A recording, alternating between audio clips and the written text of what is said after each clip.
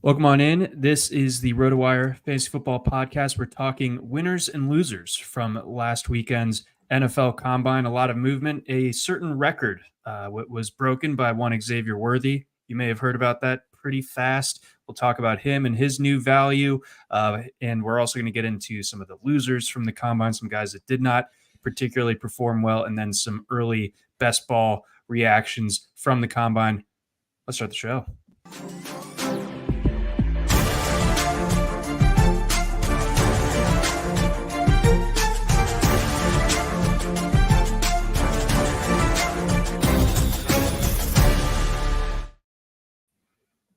Welcome on in. This is the RotoWire Fantasy Football Podcast for the post-Combine. I'm your host, John McKechnie. That is Mario Puig. So, Mario, as I've said, I'm going to probably set the record for saying the word Combine over this next hour or so, but the Combine was last weekend, and we had some of the headliners not participate, and yet we still had some pretty unbelievable stuff happen on the field there. So, I mean, it was really entertaining. I was really dialed in pretty much all afternoon on Saturday, watching all the running backs and receivers go through their drills.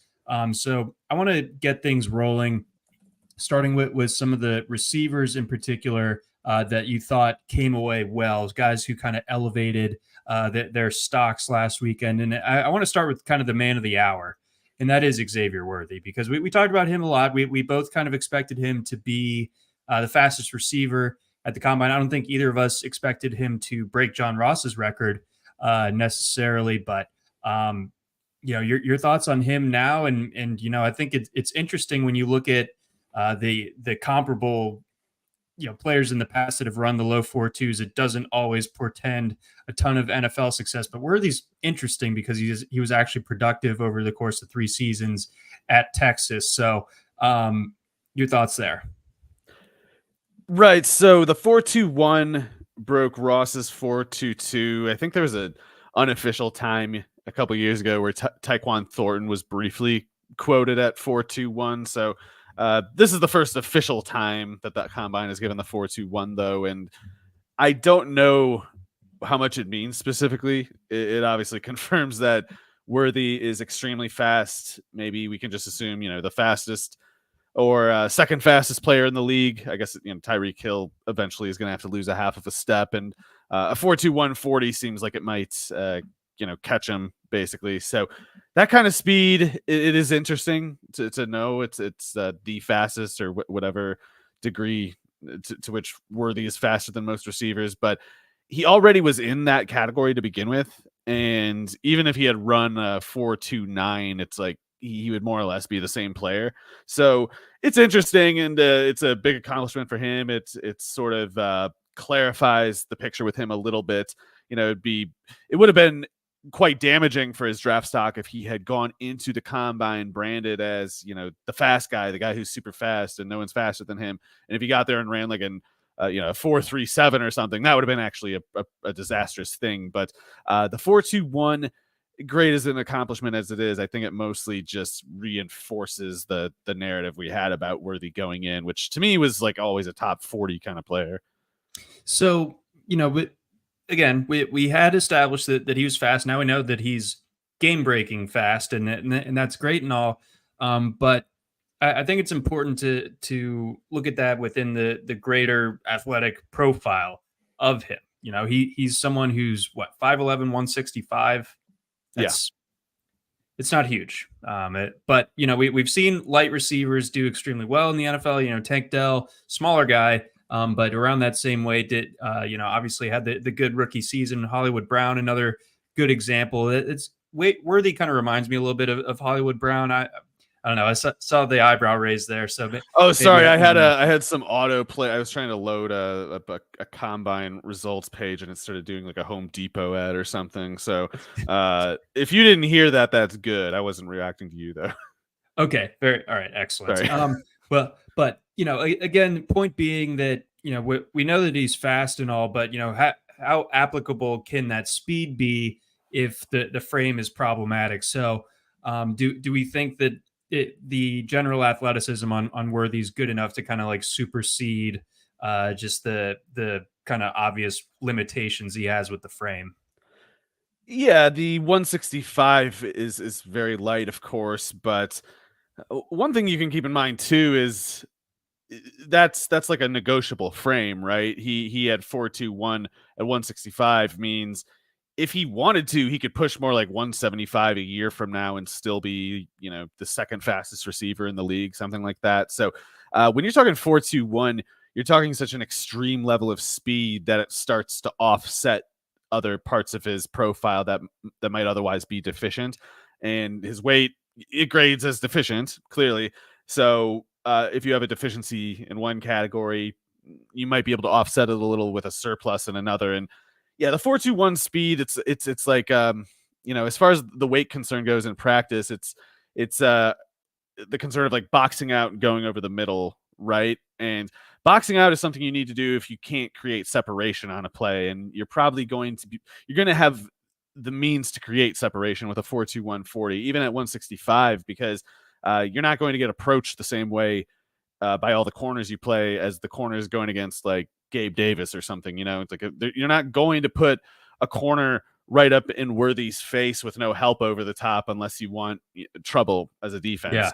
So he's if the throw were just if the catch scenario were just you're right next to this corner and you got to catch it, yeah, Worthy's not that great. But when you're talking about a 2.5 seconds, 3 seconds to get open, he can create the space necessary for his size deficiency to not matter for the play, or frequently enough he can do that in the end it turns out being like a wide receiver 2 type who offsets volume limitations with big plays and decoy utility. Like even when Worthy's not catching, if Worthy finishes a game with 3 catches, it's not just those 3 catches that he's giving you. It's that he's probably occupying safeties at depths, or you can at least dictate that the safeties stay back at certain parts of the field where you want to create cover for your wide receiver 1 or just whatever other parts of your offense. So Worthy's a guy who, if you needed him for some reason to be a 150 target player in the NFL,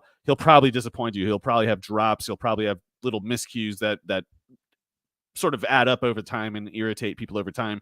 That happened at Texas. But rather than a 30% target share like he had at Texas, it's probably going to be more like, I don't know, 19 to 21 in the NFL. And that will limit his catch upside, yes. But if he can give you high yards per target, if he can score, Deshaun Jackson was kind of a player like that. He'd offset, modest frame, modest target upside with, 16 yards a catch, a touchdown every 4.5 catches, stuff like that. And Worthy can be that kind of player, which can be good in both real life purposes and fantasy purposes, depending on, the price that he goes for. So in real life, do we think that he's now firmly in the first round conversation, or do we think that, this class being as deep as it is at receiver, that maybe he's still like a high round 2? I think he's higher in real life rankings, probably. I think he was already, even before the combine, in that first round conversation because he always had unique decoy, big playability upside. And a guy like that, he's again, as long as you just don't put the pressure on him to catch 90 passes, he can catch 55 or 60 for you and be still pushing 1,000 yards and still be pushing double-digit touchdowns. And that kind of player is really valuable, especially if they also give you decoy utility to keep the rest of the offense covered from the safeties up top. So he was always a top 32 consideration. I think for the Chiefs, he always made sense because even if he's not Tyreek Hill, he can, create more room for the whole offense. And that's just one of those categorical things, that degree of speed working with Mahomes is always something worth looking into, I think. So, if the Chiefs take him 30 seconds or something like that, that wouldn't be shocking. I don't think it would have been shocking before the combine either. The one thing, I don't know where people are putting him in like their dynasty rankings overall right now, but I do think you need to prepare for the possibility that Worthy's a little bit better in real life than in fantasy, especially in this PPR era. He might finish some seasons with like 45, 55 catches, and he still might be pushing for 1,000 yards or something. But even if he's doing like 16 yards a catch, 18 yards a catch, something like that, he will never be a guy who goes over 5 catches a game regularly. It's just the hands will become a problem at that point. Right. He's not going to be a PPR merchant. That's for sure. Just as a stray comment, I grabbed him at the end of the 10th round on Monday in an underdog draft, and I was okay with that. I believe I took him over fellow rookie, incoming rookie Keon Coleman. So I don't know. I think he'll go ahead of Coleman. Yeah. I do too. And I think in real life, and I think the fantasy market will ultimately correct that way as well. And then as far as the team fit, yeah, if Worthy can latch on with a kind of established team or get linked to a great quarterback such as Patrick Mahomes or a Josh Allen late in the first round, then, as a Ravens fan, I would hate it. But as a general fan of watching a long bomb touchdown, I'm into that. So I'll make that concession. I'll fall on that sword. Let's get on to his teammate, A.D. Mitchell. He was someone that we discussed last week as a player with a lot to gain or a lot to lose going into last weekend with the combine, because we had basically 1 year of real production to point to. Obviously, that being his junior year at Texas. Still didn't have the same amount of targets as Worthy, but he's a big guy, and he proved to be an athlete on top of it. Really impressive stuff from Mitchell as far as, let's see, he ran the low 4.3s in the 40, which is great. I mean, just behind Brian Thomas to be the number 3 guy as far as the 40 times were concerned among receivers. And he also had the biggest broad jump, 136 inches. That's pretty far to be jumping from a stationary position. Also has almost a 40-inch vert. So a lot of catch radius to go with him, even though he did check in a bit shorter than was listed in Austin. He's 6'2", not 6'4". Yeah, so a little shorter, like you said. It still projects for the same tasks, though. So he still primarily, I think, projects on the boundary, ideally toward the sideline, ideally far downfield. He could definitely do stuff after the catch underneath. I just think he's more the type that capitalizes on that when he has a cushion, and the cushion might kind of sometimes more so show up when he already demonstrates a threat earlier in the game. So I in other words, I think if he's operating on the sideline and operating primarily downfield on the sideline, it's not going to be easy for Mitchell to draw the target volumes that people might be hoping he will in the NFL. I'm not saying he can't do better than he did at Texas, but the fact is at Texas, even with all the concerns about Worthy dropping passes and being too small or whatever, Worthy was drawing 30% of those targets at Texas, and Mitchell was kind of struggling to get over 20%. So he was super effective with those targets, and there's a really good case to make that Texas basically should have found and would have found a way to get him more targets if they were running this whole scenario again in 2024. But it didn't at Texas, and sometimes guys don't do more than they did in college because they have real limitations to their games, things that are, subtle and aren't super obvious, or even, basically cannot be proven, that they can still be in there. So with him, I think there's a certain amount of projection necessary.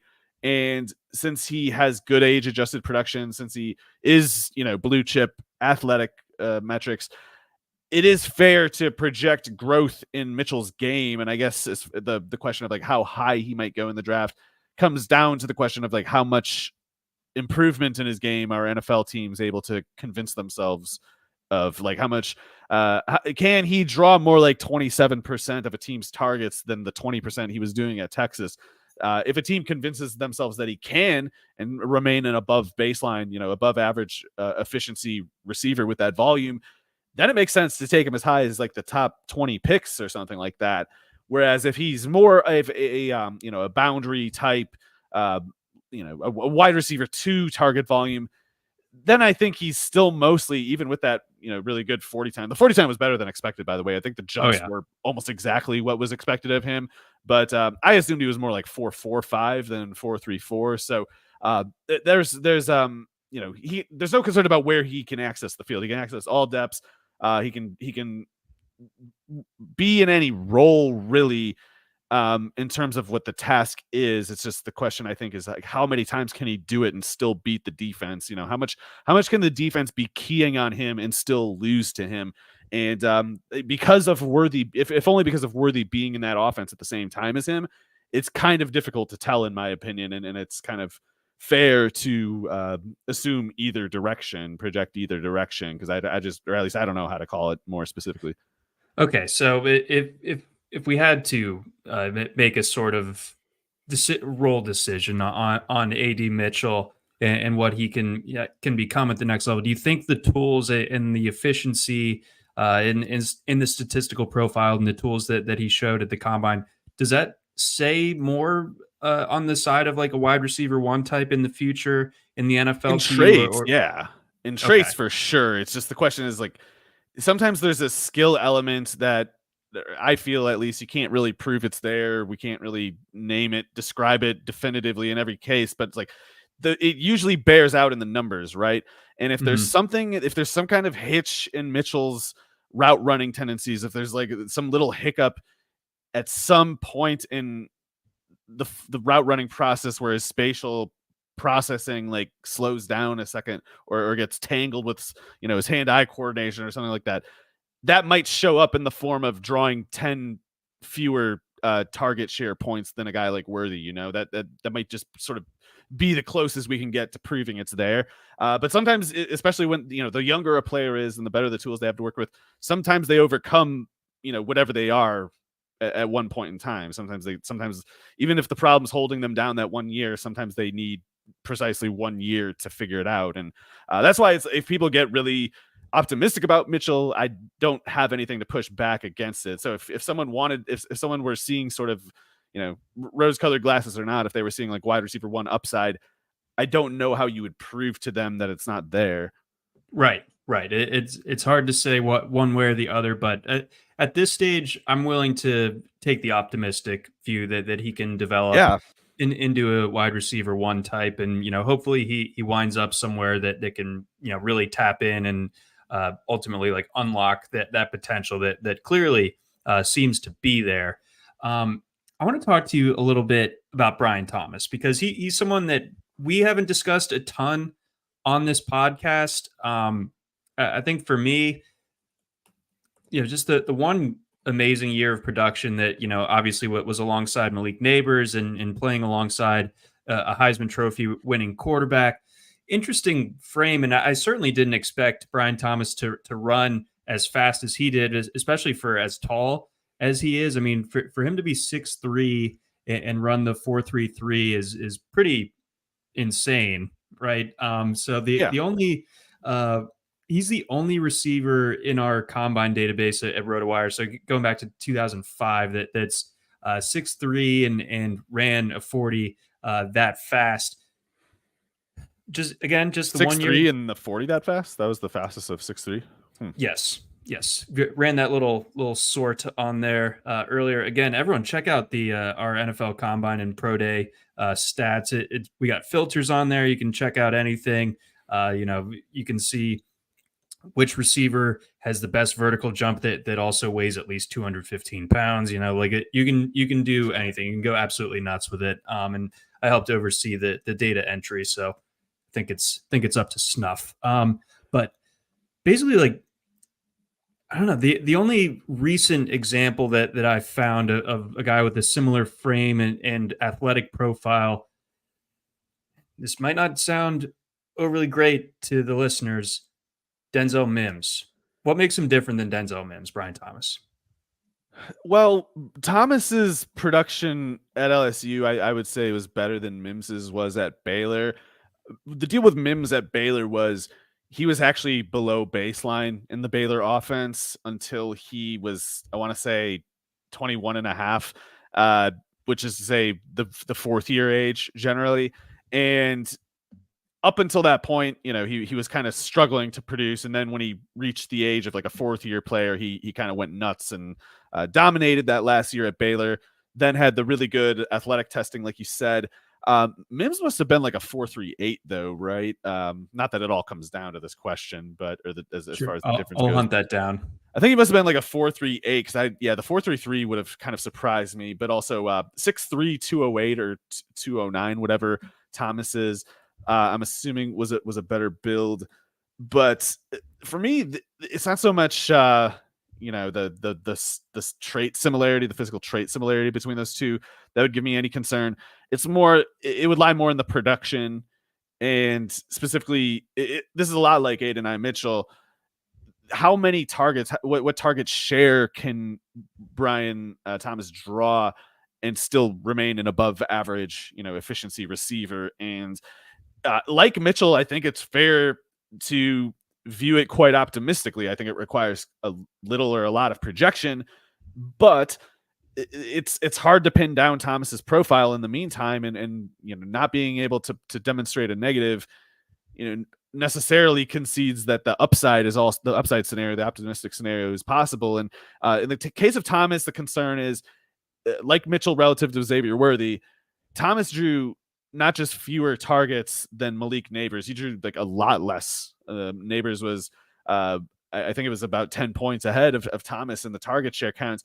However, two things you got to note there. One, Neighbors might be a uniquely good player. So if you're not as good as a guy who might end up being a top 5 receiver in the NFL, it's fine, and it might not be meaningful in the end. The other thing is Thomas was so outrageously explosive with his usage that even though Neighbors was awesome with his 30% or so target share, there's still a pretty compelling case to make that LSU should have prioritized getting more targets for Thomas. And if the sample had increased another 12 games, maybe that's exactly what would have happened. Maybe LSU would have gone to Thomas a little bit more until his yards per target dropped below 13 yards or whatever it was, and until his catch rate dropped below 75 or whatever. It was like 78 catch percentage and like 12 yards a target and a touchdown every 3.5 catches. Like that's yes, you're not going to him regularly. You're basically making him a 3-point specialist in that role, but he's making so many of the shots. You're kind of like compelled to make him shoot more, see what happens at the very least, because we don't know in the meantime what target rate Brian Thomas could have incurred at LSU and still return numbers like that. He would have probably started seeing struggles at some point that he didn't last year if he had been exposed more, but we don't know. It's not like they gave him the exposure and he failed. It just never happened. Yeah, so that is an interesting point, because the per catch, per target numbers this year were unbelievable. Didn't really have a ton of production to point to in his previous 2 seasons. It was a bit of a struggle, I will say that, and that's why I'm kind of, more than in Mitchell's case, I'm leaning in Thomas's case that I'm a little concerned he'll never be a full route tree guy. He might be one of those sideline. He could run from the slot, I'm sure, but I think it's still going to be like vertically oriented. Like you're going to make him run high depth of target from the slot when he's there, and when you're always high average depth of target, when you're always furthest away from the quarterback, it's hard to draw a target every 6 snaps. You might end up drawing one more like every 10 snaps. And so then at that point, the yards per target and the touchdown percentage become important again. But I think at worst, he projects well in that respect. Like if Thomas does not get, wide receiver 1 level target volume in the NFL, he'll still give you high efficiency, high explosiveness on that volume. So it, not a dud like some other players could be. Okay. And then lastly, one other potential comparison to throw at you. I don't know if there's a better person to be asking about this one than yourself. Do you see any DJ Chark similarities?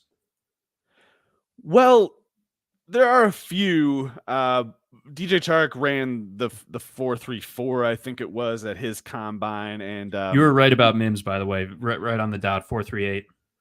Okay, cool. Yeah, so Thomas has to be, a step or close to a step faster than Mims, in addition to having just the better numbers. So hopefully that comp, hopefully that is a miss for that reason. But as far as Chark goes, that's a complicated answer for me, because I still think Chark is good. I think he's got limitations insofar as he's slight and not built to take hits, basically. So in other words, you wouldn't want Chark running a slant from the slot. But that 1 year he mostly stayed healthy. Gardner Minshew's rookie year.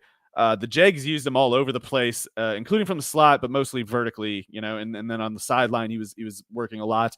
Did great with it, and then he got hurt a bunch. And even this year, working as a sideline vertical specialist for the Panthers, you'll notice he was much more efficient than their baseline.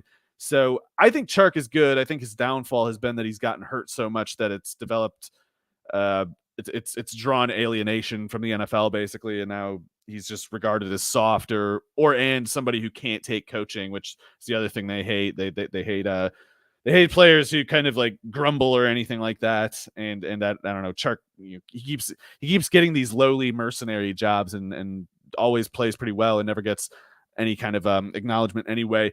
So in the sense that, like, I think Chark is good and has still had a kind of disappointing career, it's possible. Like, if I just think it's mostly bad luck rather than similarities in their traits that had much to do with it. And if Thomas fails in the NFL for the same reason as Chark, it's just to pretty much say bad luck, in my opinion. Yeah, that's a good way of putting it, because Chark obviously talented and does have a couple good seasons like on his resume. It's just the health stuff. I mean, was it early on in the Urban Meyer Jags season where he hurt his leg in that Thursday night game, and it's just like he could have had a good season that year, even with all the dysfunction that was going on in Jacksonville. But apparently Trent Baalke got really pissed off at him for being hurt too much or something, and I wouldn't be surprised if that idiot kind of told anybody who would listen, like, Chark's too soft, you can't get anything out of him. I don't know why anybody would listen to Trent Baalke, but maybe they listen to his negative pitches. Maybe they trust him for the low dirt on others, even if he doesn't know how to do basic addition and subtraction. No, he does not, as far as we know. So we've dug in on three guys in pretty intense detail here. So as far as anyone else that fits the winners category from the receivers this past weekend, who comes to mind? Quite a few, actually. There were more winners than there were losers, I think. I would include McConkey as a winner, even though he mostly did exactly what was expected. And yeah, that's still good though, because it clarifies a part of the profile. It means it's no longer an assumption. It's like we know it's true. Ricky Pearsall had a pretty crazy combine. I know he's going to be 24 as a rookie, and that is conventionally an issue with evaluating prospects. But I think because way back at age 21 and a half, he was also an above baseline return as the leading receiver for Arizona State, way back when they had Jaden Daniels. I think Pearsall deserves an exemption for any age cutoffs you normally have, especially because when you test like he did, that's a lot of explosiveness that's clearly demonstrated. The 4.4 140, like the 40 vertical, the 130 broad jump, those are crazy. He had a really crazy 3-cone. I'm assuming for the RAS thing, he had to be like a top 10 all-time tester at the combine, or top 20, something like that. Yeah, so, he was number one among receivers in the 3-cone drill. Oof. Yeah, that's pretty good. And you watch him make a lot of big plays at Florida and Arizona State. It sort of makes sense now. It's just, he just can jump and run fast and stuff like that. So big winner Pearsall is. I think Jacob Cowing was a winner. I didn't know how he was going to test exactly. It's not always easy to tell from tape, but 4.38 40 really does it, in my opinion. And I think his production is clearly great. Devontae Walker with North Carolina, that 4.36, that sort of that makes him kind of like a middle class man's Brian Thomas to me in this draft. Like same exact concerns, same strengths, and basically the possibility that he's a big play threat on the boundary and downfield in the NFL at plus efficiency. But yeah, I think that's the main like winner headliners for me. Yeah, I pretty much had the same list. It's hard to really identify anyone else that like truly crushed it. Yeah, I'm not going to say anything too much about, like, Johnny Wilson ran faster than I expected, but I thought he was going to run like a 4.7. So I'm still not a his big believer. Best case scenario is tight end. I mean, they really just got to hope he can do a Darren Waller thing, and I don't know. Darren Waller was more convincing in my opinion at Georgia Tech. Yeah, I think so too.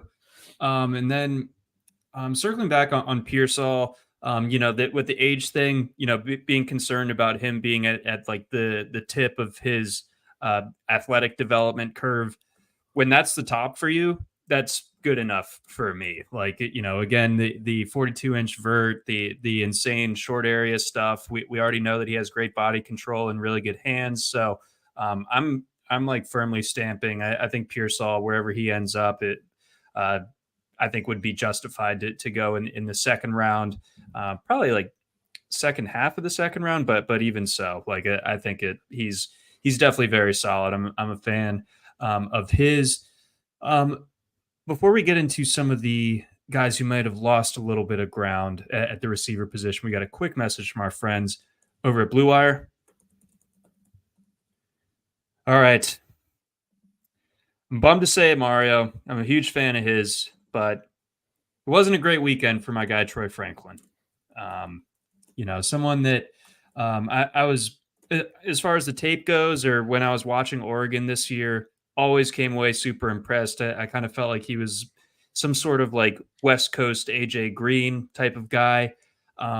He is lanky like AJ Green, yes, but we don't really have a ton of precedent for a guy like Troy Franklin. Unfortunately, he is tall and lanky, like he's 6'2" and change, but 176, that's a concern when you're that tall. Also kind of like surprisingly short arms and small hands for someone with that frame.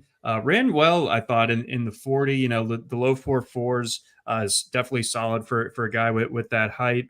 And he had a decent vertical, not too far above average, 62nd percentile as far as that's concerned. But I don't know, man. What do we do with a guy who's 6'2", 176?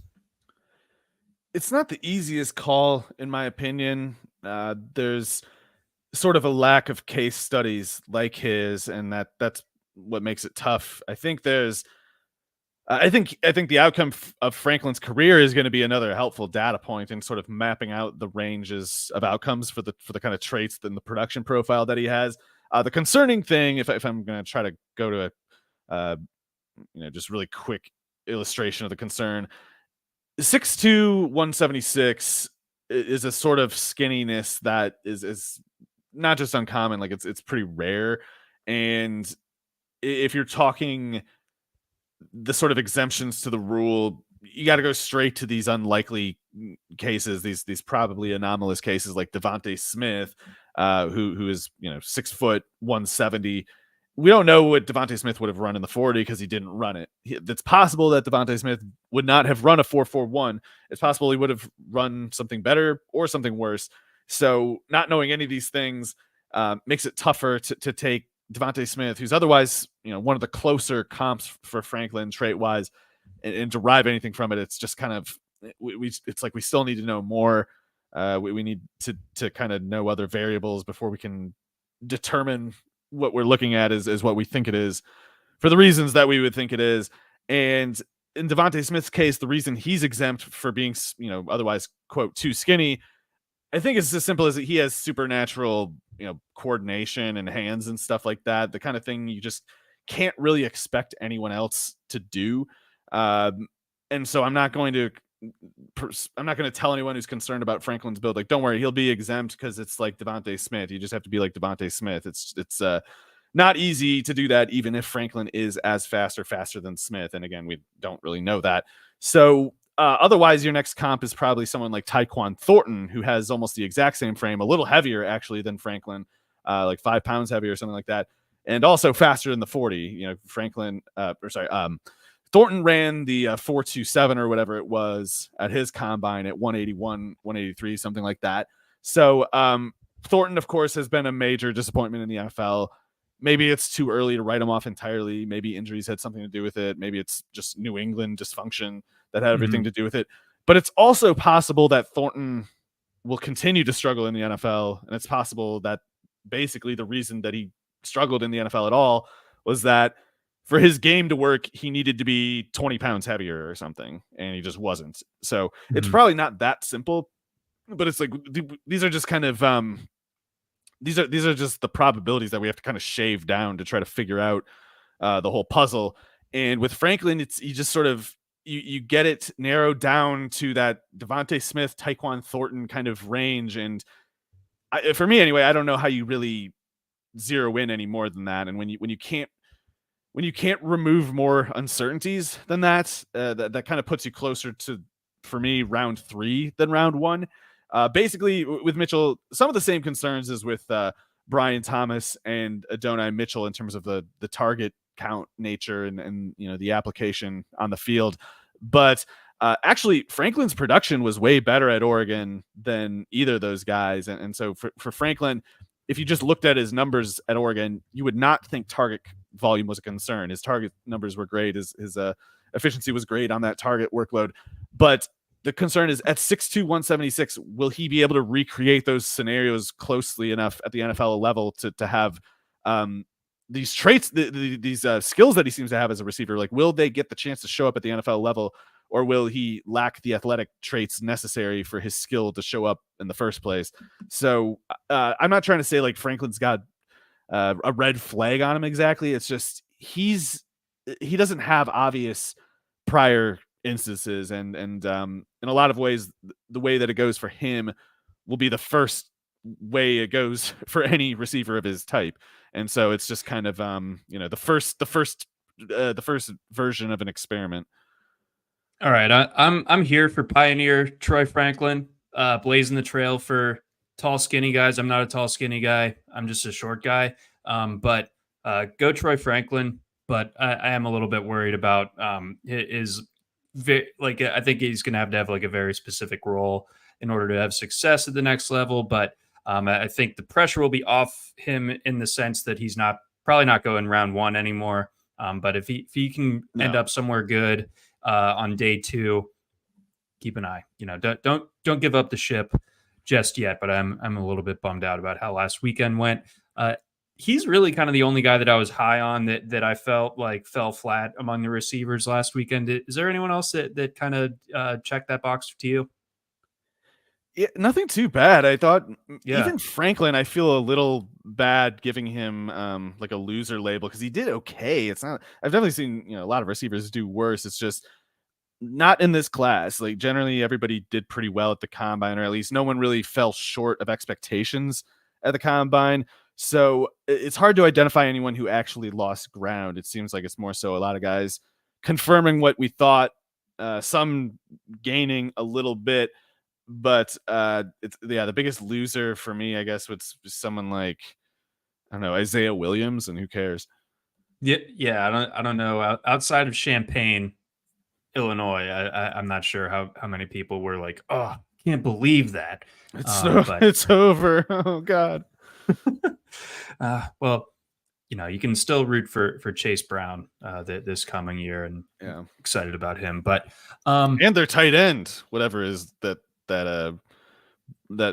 Tip Raymond or whatever his name is. Oh yes, Tip. He's gonna block so fast, dude. Oh my so God, fast blocking. You've never seen anything like it before. All right, well, that buttons it up as far as the receivers go. Let's get to the running backs, because it was really wide open going into last weekend. Like I felt like not only running back 1 was up for grabs, but really the entire top 5 was kind of up for negotiation. So we'll kind of start at the top. The guy who's kind of expected, loosely holding the moniker of RB1 going into last weekend.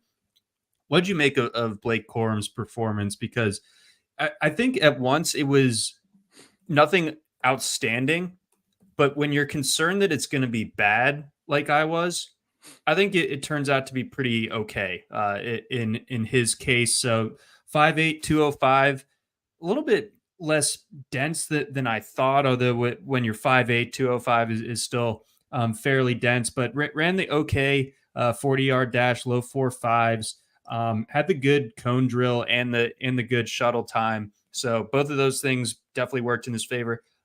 And being the kind of physical back that he is, I know that this thing doesn't really like translate directly or anything like that, but I like that he benched 27 times. Like backs it up. Like Yeah, he's a man. it gives him a little insight as to how he managed the workload volume he did at Michigan. It wasn't because he weighed 205 pounds. That's not how he did it. It's because he's got a little something extra as far as whatever football character, whatever you want to call it, and stuff like that can be real. It can be real currency for a prospect. It can help explain why some guys succeed and others who are similar don't. And while with Corum, he's not going to be, he's going to have like low size adjusted speed scores, stuff like that. At least you don't have to worry about him failing because of, ending up in the doghouse, or at least, he's the kind of player you have to worry about that least with, I would say. And for fantasy purposes, and for, I guess, the real draft purposes, it remains difficult for me to sort through this running back class, even with some of the winners, even with some of the losers from the combine, clarifying the picture somewhat. It remains wide open to me. And part of the reason why is the ones who have been regarded as the winners at the combine at running back still don't project for the volume upside that Corum can in the NFL. And specifically, I don't even mean so much the 205. Obviously, that's not a selling point. I do think Corum is probably volume viable in the NFL, but I'm just basing it on just the fact that he's done it a lot of times already. I think there really is something to pacing and knowing how to lean into the hits the right way, and I think Corum has earned the benefit of the doubt as far as stuff like that goes. If you want him to, including halfback dives and stuff like that, a lot of the times the volume limitation isn't just that the running back can't literally take that many hits; it's that they can't get to whatever carry count you have in mind unless they can run out of this category of carry. And if they can't handle that play, if they rotate him out for some other guy, it doesn't matter if he could take 20 more hits a game. He's not going to be on the field in the situations necessary to get the ball that many times, So whereas a Tony Pollard type, I think, will always be at risk of getting rotated out on a halfback dive. You can leave Corum on the field for that purpose. If he has to rotate out, it's never going to be because he can't function in the situation. It would just come down to, he's a little gassed because he's 205 pounds and this is the NFL now. Like that's what could happen. But also what could happen is Corum could pretty easily rebrand as a running back. He has the volume ability, yes, but like Jaylen Warren, I guess you might point out, if you take a guy who's a workhorse at the NFL level and then you make him play out of the bullpen in the NFL, he'll look a little faster. He's not the 20 carry Oklahoma State Jaylen Warren. Now he's 10 carry 4 catch Jaylen Warren, and Blake Corum is good enough as a pass catcher that he could take over as a team's passing down guy. He can take over right away a 400 snap role as a third down back, or he could take over, a rotational role with other running backs, whatever, up to probably like 600 snaps or so. And I think the question is, will he get the opportunity to do it? That's where it gets difficult, because if Corum fell to, I'd be surprised, I guess, if he fell to the 5th round. But if he were like the 5th running back taken, that would not be surprising. And if at least 4 teams are taking running backs ahead of him, then that's 4 fewer teams that might have given him that chance. And I can't tell which way it's going to head, but I do think that teams will like him. I doubt there will be many teams that look at him for whatever reason and say, "Oh, gross, no." I think he'll probably win over pretty much anybody who's around him, and whatever team he gets onto, he will start quickly and steadily, I think, getting his foot in the door on offense, because there's just whatever there is to do, he can do it. Run between the tackles, run outside, pass catching. He can do all those things. It's just, will he get the chance? And if he gets the chance, like how much physically can he hold up with it? Yeah, I think he can be a solid pro, and I think, to your point, it's varied what he can be, but I think he'd be effective either way. Like whether it Yeah. is being the number one in a backfield or more of that rotational piece. I think the Warren comp could be interesting if he ends up in that type of situation. But yeah, I mean, you look at the pass catching efficiency that he had over his time at Michigan. It's solid. It's not the craziest volume you've ever seen, but on an efficiency basis, good. I think he's got good hands. The physicality that he has, I think, he's definitely going to not have that rookie concern of, can he pick up the blitz? Like I think he's pretty hungry to light somebody up when he gets the chance. And yeah, he carried the Michigan offense the last couple of seasons, especially these last 2.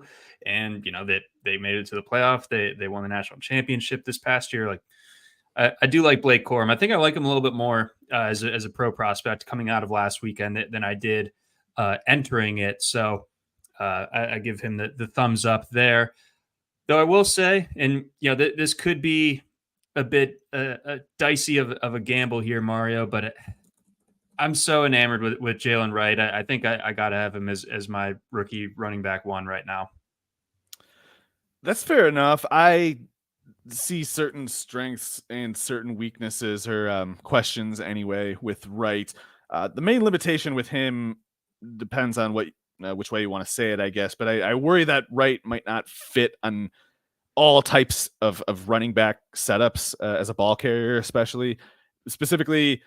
I don't know if he's really a between the tackles guy. I don't know if you want him running between the tackles more than occasionally. And I think you, beyond that, want to emphasize sweeps, draws, stuff like that as a runner, because while he has that clearly blistering speed and he has a certain amount of skill with the football, I don't see the kind of strides that fit well between the tackles, especially like toward the guards. The more it's a halfback dive, the more I worry about a guy like him, because while Wright can turn the corner and split the safeties from anywhere, I worry that if it comes down to a situation where, for instance, Blake Corum would do well, having to kind of spin away in a phone booth from a linebacker or something like that, without getting his head ripped off by just running into the defensive tackle right next to him.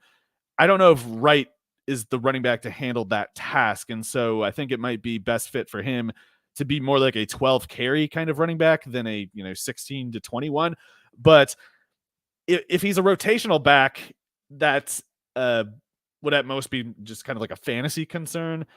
It wouldn't necessarily be a reason for the team drafting him to not see that level of value up to like the second round, I guess, because if you are a team that is built such that your list of concerns are taken care of more or less, and you're just kind of luxury shopping at this point, and you see a way in the second round to basically push a button and improve 450 of your running back snaps and give you long range striking ability for 450 snaps that you didn't last year and otherwise would not without this pick, it makes sense to make that pick, even if the some of those so-called analytics guys get mad about it or saying like, oh, this is an inefficient use of a role-playing running back. Like, sometimes you are just a 3-point shooter away, and sometimes that one bit of just extra juice is it's not going to be the reason singularly why you maybe go all the way, but it could very much be part of it. And sometimes you just got to upgrade your 20 snaps, 30 snaps a game, even if that's all you can do at one spot. Sometimes you just got to do it. And if you are looking for big playability, Wright, he pretty much showed it at Tennessee, and running a 4.38 at 210, it removes any doubt. Pretty much, it's not as far as that one application. Doesn't mean he's going to be great in the NFL, but it means at least for the big playability that will be there. And if he disappoints, it won't be because it wasn't. Yeah, but with Wright, I think you can also point to like what he never had more than 146 carries in a college season. So it's like, where's the volume? But I think you can kind of flip that question like back on itself, where it's like, well, for one, you got to remember what Tennessee's offense was. It was so explosive through the air these last couple of years, like under Hendon Hooker, of course, and then to a lesser extent under Joe Milton. But it's the Heupel offense is not one that often features like a 250 carry type of running back. And Tennessee also had a deep backfield. Like we're seeing it more and more in the SEC now, where like there's less Ray Davises, right? Like that or Cody Schrader's. Like there's more of like a varied backfield approach. Using and drawing upon the depth that you have in the backfield. I want to say Dylan Sampson was the other running back for Tennessee this past year. Jabari Small. Yeah. So, I mean, like those guys are not nobodies. I think Sampson is someone that we'll be talking about next year. So I'm not worried about the volume. If anything, I think it might be a slight mark in Wright's favor that we could have untapped volume potential because he doesn't have like the insane tread worn off of his tires just yet.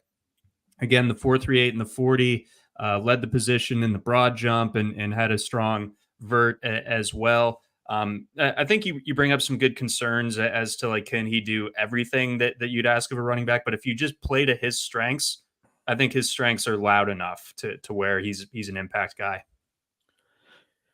Yeah, I agree. The only other thing he'll need to keep an eye on is the fumbling, because he had 4 fumbles on only 148 touches in 2022, but he only had 1 fumble on 159 touches in 2023. Okay, so a bit of an improvement in the ball security realm there. Also, John, I got to ask you, I guess, do you have he didn't get many chances, so this doesn't mean he can't do it, but do you have any sense of whether Wright is a plus or potentially plus pass catcher? I don't. That's the one thing about him. If he's kind of like a running specialist, big playback. I like players like that, but sometimes they kind of like Rashad Penny is this kind of running back, for instance. Like if they don't stand out as pass catchers, it's a lot of coaches' inclination to like lump in the fast guys together and then remove the one because he's not the passing down one. But I don't know either way on that one. And if at the very least, if Wright's passing down application is not a concern, it is easy to imagine most offenses having like 500 snaps available for a player like him. Might be an embarrassing question for me to be asking right now, but like, was it so obvious that Alvin Kamara was going to be an amazing pass catcher when he was coming out of Tennessee? I thought so, but that was a weird offense because they were doing like borderline wishbone stuff with Josh Dobbs at the time. But I thought Kamara was awesome as a pass catcher at Tennessee. The one thing is, it is a good example, Kamara, at least of when it's tough to determine the volume capacity of a player. In hindsight, you could say about Kamara, he just didn't get him more carries because Jaylen Hurd was there, which is obvious enough of a reason. And I guess as far as the volume upside with Wright goes, we'll see how much of it was just those other two guys getting in the way of whatever situation it is, as a runner or a pass catcher. It seems like they kind of got in the way, and we'll see ultimately what the reason was for that. We sure will. Either way, count me right now as being excited about one Jaylen Wright. We'll see, where he ends up, what range in the draft, everything like that. But I think he's in the discussion to be the first running back off the board at this stage. He might be the favorite. I mean, I don't see any reason. I know we haven't gotten to Benson yet, but I don't see any reason to put Benson ahead of Wright. I don't either, and I like Benson a lot, as we'll get into here. But do you have a question from our listener, Jerry? He has a Dynasty question for us.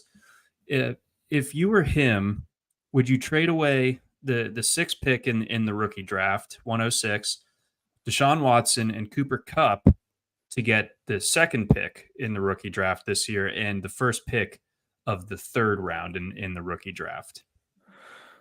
That sounds like a lot to give up, but I guess if you're looking at a trade like that, you might be looking for a rebuild opportunity anyway. And I guess there is a big drop off, I think, from the top 3 picks and even the 4th pick to the 5th pick this year. Like I guess for me, it's like Lad McConkey and Caleb Williams that you start talking about after Brock Bowers.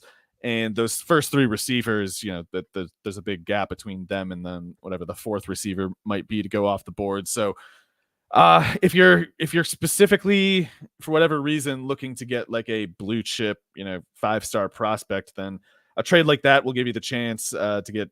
I would take Odunze if Harrison goes first. Some might argue for Neighbors, and I won't push back, but I think Odunze has the higher floor, especially for like PPR scoring. I just if you think you might compete this year, I don't know if you want to make a trade like that, just because if Watson somehow comes back and if Kupp somehow is just 85% of what he was, 2 years ago, then you might wish you had gotten more in that trade. So I guess maybe try to get more back too. Try to give less or get more while you're at it. Make that 3rd rounder a 2nd round pick, that type of thing. At the very least, something like that. Maybe actually try to get like another 1st rounder or something, and if they have it, and otherwise, the 2nd. Yeah, because in a dynasty, right now, like, Cup is still excellent, and Watson, the jury's kind of out, obviously, or maybe that's not the right way to put it, but if he does tap back into the late Houston days, then that you'll have given away a really like blue chip talent at the quarterback position, and especially if this dynasty is a super flex, and that's obviously Oh going to yeah, if it's sting. super flex, you got to make them bleed for Watson. Make them bleed. All right, let's talk about the aforementioned Trey Benson out of Florida State by way of Oregon. You had a really good breakdown of him last week, I thought, but coming out of the combine, checking in at 6 foot 216, runs the 4.39 in the 40. Not great on the jumps, but yeah, oh well. Can't have it all, I suppose. But what do we make of him at this stage now that we know his athletic testing? So yeah, 6 foot 216 was maybe a little bit lighter than was expected of Benson, but it's fine. And it's especially fine, in my opinion. This might sound backhanded, but it's not meant to be. I just think Benson is going to have some amount of volume limitation, like a soft cap anyway, on his carry volume, I guess, especially between the guards, between the tackles. And I feel even more strongly about this than I do in the case of Wright. I was trying to kind of be critical of the game tape and try to see things in a critical way. And I mentioned with Wright that I don't see so obviously the ability to break down between the guards and in that part of the field. With Benson, I feel like it's more clear, and it makes sense that it would be more clear. He's an inch taller. He's more clearly upright, and he kind of, Benson does good at kind of getting into a squat. It's just that it takes him some gathering and like a generation of his movement that's at a higher cost than it is for someone who's more naturally lower built than him. And some running backs just more easily, effortlessly even have kind of like a lean that is helpful for running away from people, even when they are trying to, catch you from all directions at the same time. And I don't know if Benson's that. I think Benson's more in his bag when it's like you get him a toss to the corner, or you get some amount of space for him, because you can see right away he can really run. It's just the space is somewhat necessary for it to show up, and I don't know how much he'll be able to create the space again, especially between the tackles. Once you get him a little room, he'll juke people and stuff. It's not as if he lacks wiggle. It's more like how quickly does it take him to reload when he needs to like break down, stop, change direction. And I don't know if it suits him that well, but between the guards. So Benson's best role, I think it might be the same best role as with Wright, which is to say a guy you give more like 12 to 15 carries to. And I think Benson has shown a little more as a pass catcher than Wright. I guess I got to give him that. I'd be surprised if Benson struggled as a pass catcher. With Wright, it's not that I expect it. It's just it's a little harder to tell either way, I think. Whereas I think Benson has kind of earned a benefit of the doubt to some extent there. So you can imagine, even if Benson can't get his carry volume up to a certain point because he can't run between the guards, like even if that's a given, he can still, like Wright, be uniquely explosive on 12 to 14 carries and then whatever 2, 3, 4, 5 catches, something like that. So both players, both Jaylen Wright and Trey Benson, I think, yeah, I should have thought of this before. The model for them might be Raheem Mostert in Miami and San Francisco, right? Because he was ideally you'd get a little more pass catching, but at worst, you saw what a 12 to 15 carry running back can do with that level of explosiveness. Like even if you're mostly using him off tackle, even if you're not giving him halfback dives with a fullback lead blocker, you can get enough big plays out of them and give the defense enough of a scare with those off tackle plays that it still fits together. So both Wright and Trey Benson will need, I think, to be 4.5 yards per carry plus kind of players, but it's just kind of easy to imagine that, especially if they are in rotational roles, especially if they're in roles that don't make them do the things that they're worst at. If they're in a role that more so asks them to do what their strengths are, I think either of those guys could give you like 6 yards a carry up to something like 150 carries. Well, that's certainly interesting. And, like you chop the volume down a little bit, but you ramp up the efficiency, and the end result ends up looking pretty good. And, when the efficiency is legitimately explosive, probably think about some touchdowns in there as well, like we saw. But you see how tough tough it is to rank these guys, because it's like with Benson and Wright, you see all this obvious big playability. And then with Corum, just as obviously, you don't have that big playability yet. It's like Corum still might be able to catch those guys if he's, just getting more snaps or getting more carries and catches or something like that. So it's tough in my opinion, to tell which of these running backs is the best fantasy asset. It might be a little easier after the NFL draft to call it, but yeah, right now it's kind of just there's a wide open, I think, race for these guys, and it's kind of hard to rule out. Even if we're gonna get to Isaac Guerendo, even a guy like him, it's tough to rule out. Another Mostert comp. Yes, no, that is a good Mostert comp. But right now, do you see the three guys we just talked about in Corum, Wright, and Benson as like the pretty firm first tier running backs, the top three?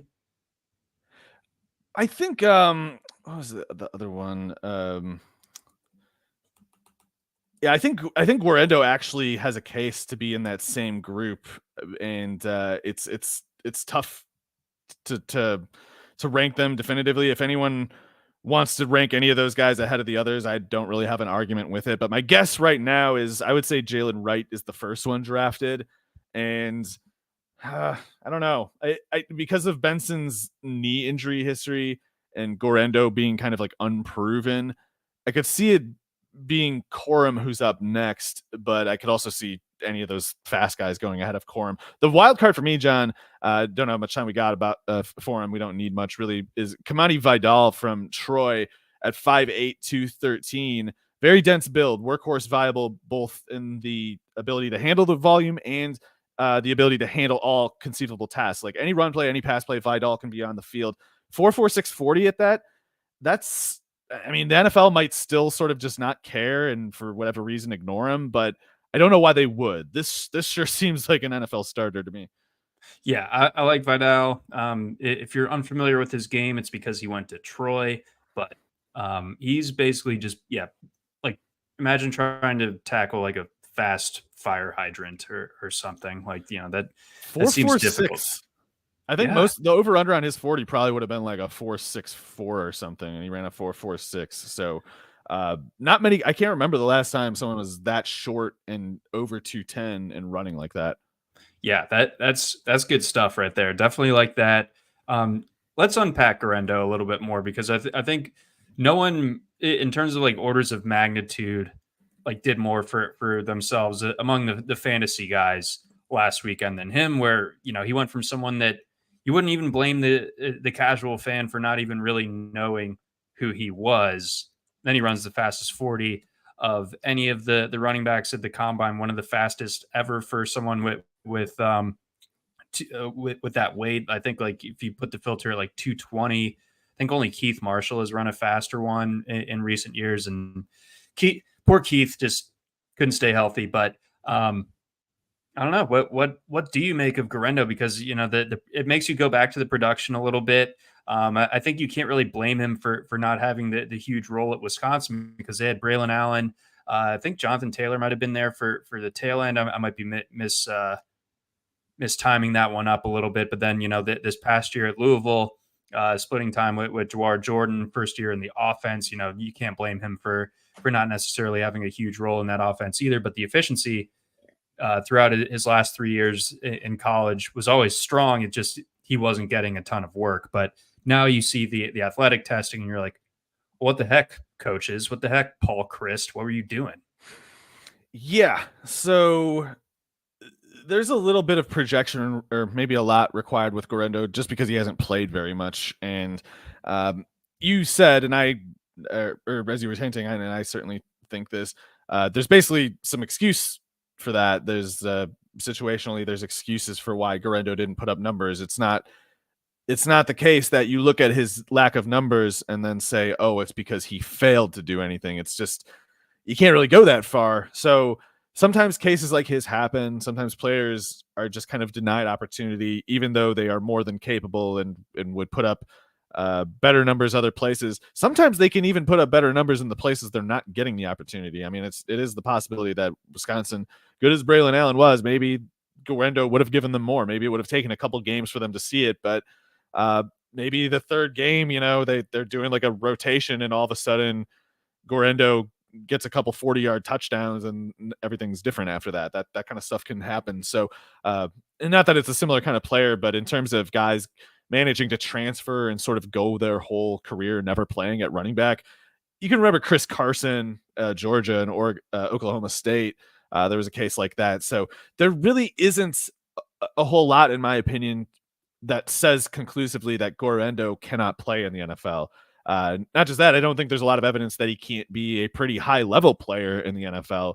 So the question for me is like, if that excuse of not playing over Allen is valid, and if not playing over Jawar Jordan at Louisville is valid, two things that I agree, I think are valid excuses, then like how much does it scale up exactly? What can we actually rule out with Guerendo? And there's not a whole lot for me. I think just watching him run, that like these guys that we've just talked about, and like a lot of higher built running backs are, you don't want them running between the guards that much. You like them more in space going toward the corner, things like that.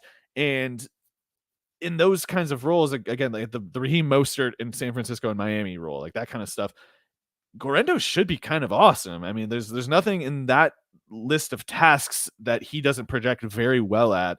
And one thing to keep in mind for his fantasy upside, hopefully I'm not reading into it too much, but I thought like watching Guerendo play, you could see he is a plus pass catcher. And I think there's a pretty good chance he could be like a 50-60 catch running back at the NFL level. So even if his carry volume is contained because he doesn't really get the halfback dive, short yardage kind of stuff, not that we need to assume that that's the case, but even if we do assume that that's a given, he could, as a fantasy asset, bridge the difference by catching passes. And I think on a pretty explosive basis, like you get him a well set up screen pass, it's kind of easy to imagine how it could turn into an 80-yard touchdown if everyone does their job. So Guerendo looks like it's easy to me. It looks like it's easy for him to catch the ball and run with it.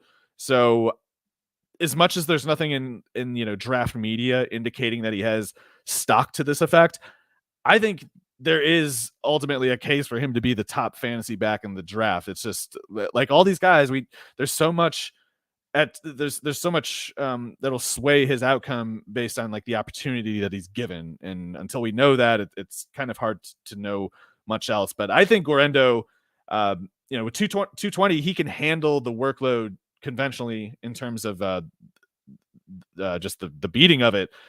It's just the question of like what opportunity will he get to that carry count. That's more the question to me. And I don't know. I'm pretty optimistic. I think he could. I'm trying to think of a comp, but nothing immediately comes to mind. It always goes back to the Mostert one because of just the off tackle, 6 yards a carry kind of deal. Like that's something Guerendo should be able to do.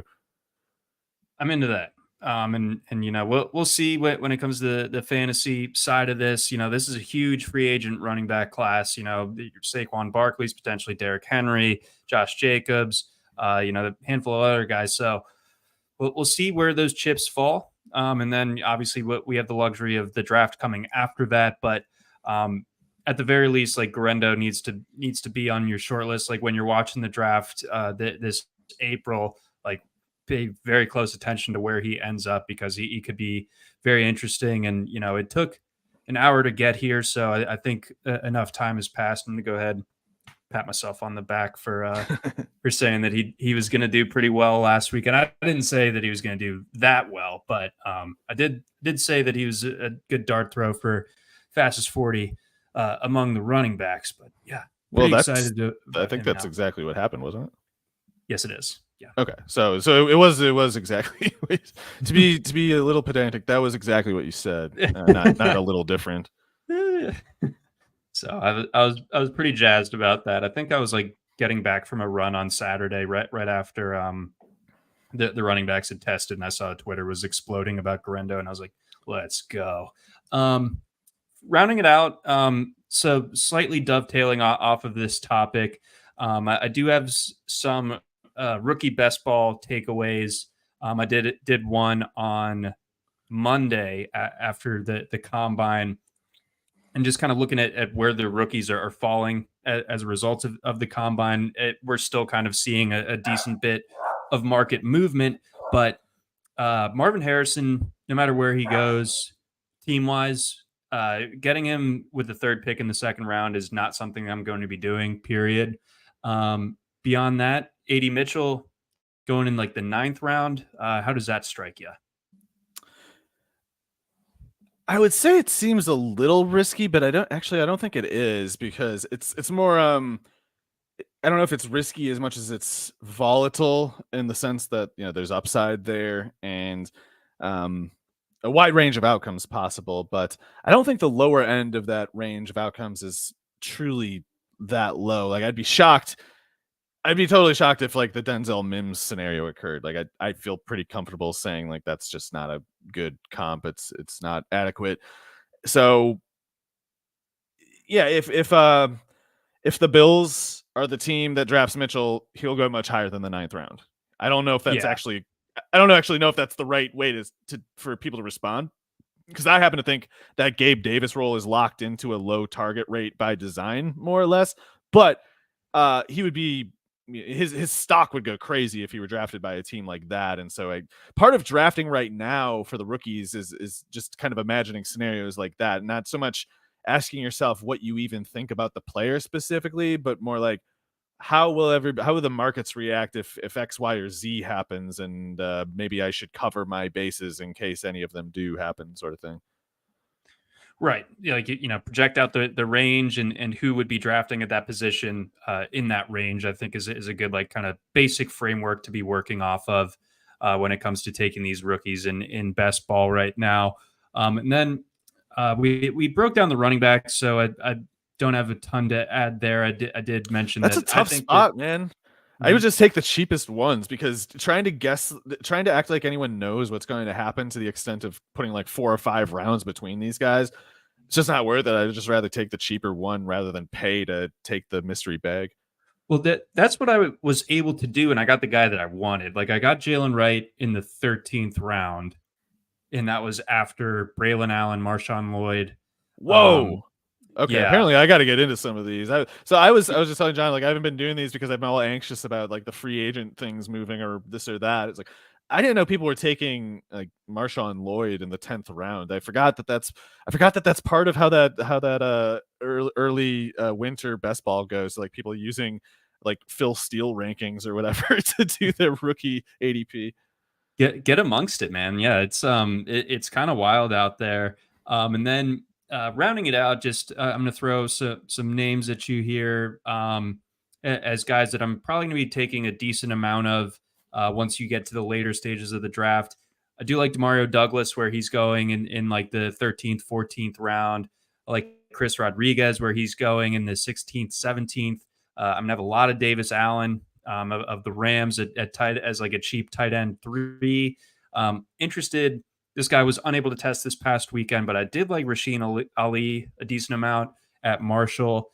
So I think he's a decent dart throw late on. And I thought Brevin Jordan was, but then Dalton Schultz re-signed. So that's probably moot, but we'll see. I mean, he came on pretty strong at the end of last year too.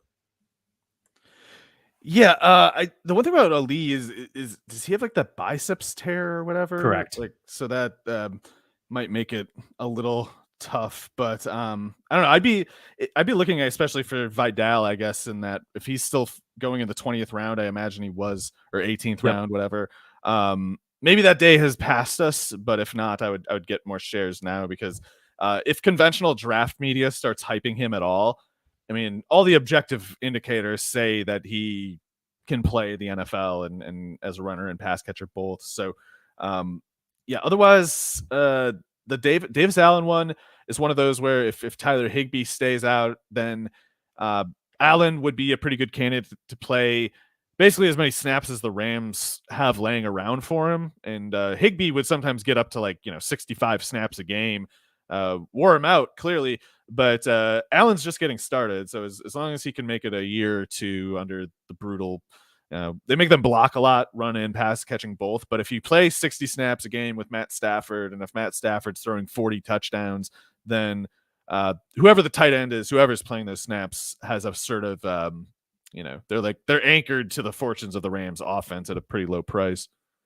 And for what it's worth, it obviously tiny sample as far as his what he was able to do this past year, but he passed the eye test against the Ravens in that game that the Rams, took the Ravens all the way to overtime. And there's another game late in the season where I thought he had a strong performance. So again, there's a lot of unknown there. It's not like he was a super heralded draft pick or anything like that, but was a productive guy at a big school like Clemson, and I think the role's open for him. So if you're looking for a late tight end, guys like Trey McBride really worked out for people last year. I don't know if the exact same thing can happen, especially when you have Kupp and Nakua there, but I don't know. I'm interested at the very least. Again, I think it's he's mostly going to block until they get to the 20-yard line, but Stafford throws touchdowns, and if you're out there, you can get one. Yeah, get an 18th or 18th, 19th round pick that gets you 6-7 touchdowns. Like you'll definitely take that. But let's get rounded out for us here on the RotoWire Fantasy Football Podcast. Again, breaking down the combine winners and losers. If you want to get in behind the RotoWire paywall, a little free trial action, go to rotowire.com/pod. For Mario Puig, I'm John McKechnie. Thanks for listening.